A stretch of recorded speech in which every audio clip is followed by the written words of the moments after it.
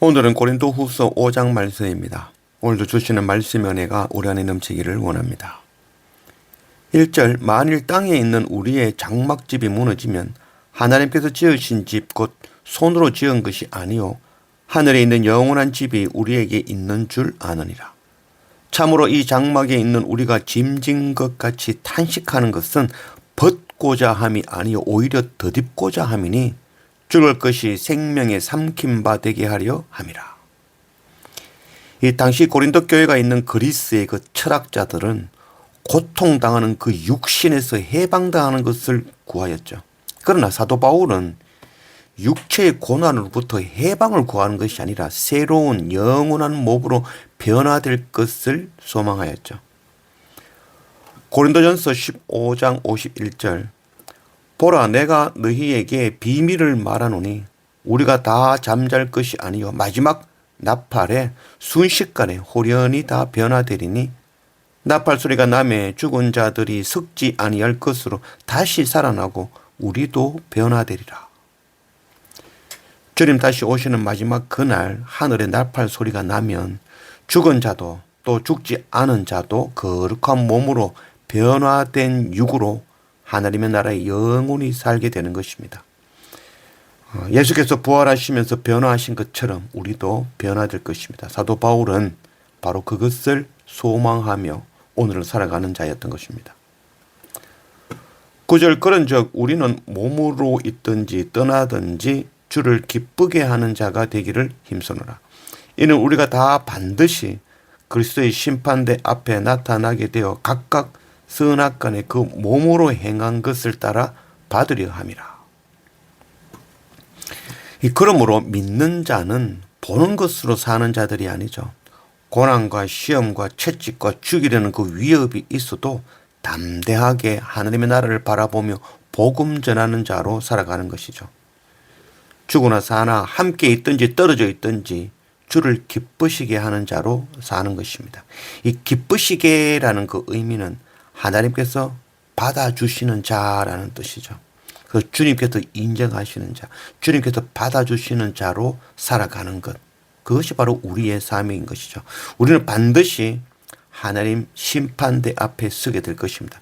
그때는 육으로 있는 그 삶으로 판단의 근거가 되는 것이죠. 그래서 오늘 말씀에 선악간에 그 몸으로 행한 것을 따라 받으려 함이라. 은혜를 받고 깨달은 자의 의로운 삶을 말하는 것입니다. 하나님 나라의 그 영원한 삶에 비하면 육으로 사는 이 시간은 정말 너무나도 짧은 한순간에 불과하다 할 수 있겠습니다. 이를 알고 소망을 품은 사도 바울은 지금의 그 고난과 죽음과 위협 그 모든 것들 앞에서도 강하고 담대하게 복음을 전할 수 있었던 것입니다. 행위로 하나님 앞에서 의롭다 선하다 칭함을 받을 자는 하나도 없습니다. 의는 오직 하나님이시고 선은 오직 예수 그리스도이십니다. 행위의 선함과 악함이 아니라 예수 그리스도 십자가를 믿고 주님의 하나님 되심을 믿는 것, 이게 선이며 의입니다. 그리고 이것을 이 십자가 복음을 전하는 것을 하나님이 기뻐하신다라고, 하나님께서 받아주신다라고 말씀하고 있는 것입니다. 12절 우리가 다시 너희에게 자천하는 것이 아니요 오직 우리로 말미암아 자랑할 기회를 너희에게 주어 마음으로 하지 않고 외모로 자랑하는 자들에게 대답하게 하려 하는 것이라. 우리가 만일 미쳤어도 하나님을 위한 것이요 정신이 온전하여도 너희를 위한 것이니 그리스도의 사랑이 우리를 강건하시는도다. 우리가 생각하건대 한 사람이 모든 사람을 대신하여 죽었은즉 모든 사람이 죽은 것이라. 당시 고린도 교회의 그 사도 바울을 대적자들은 사도 바울의 그 볼품없는 외모, 키 작고 또 대머리인 그런 모습들, 그런 외모로 비하했던 것이죠. 또한 사도 바울이 하는 그 행위들이 순수하지 않다는 거죠. 다른 의도가 있다며 비난한 것이죠. 그리고 사도 바울이 고난당하고 막 어려운 거 찾아다니면서 복음 전하는 것, 그 열정을 보고 미쳤다라고 하였던 것이죠. 그러나 이는 주님이 인정하신 것이었죠. 사도 바울은 정말 순수한 복음의 열정으로 사는 자였죠. 미친 것이 아니라 그리스도의 사랑이 강건하여 성령의 인도하심을 받는 것이었습니다. 그리고 사도 바울의 선포는 모든 사람들을 위하여 십자가에서 죽으신 바로 예수 그리스도 복음을 전한 것입니다.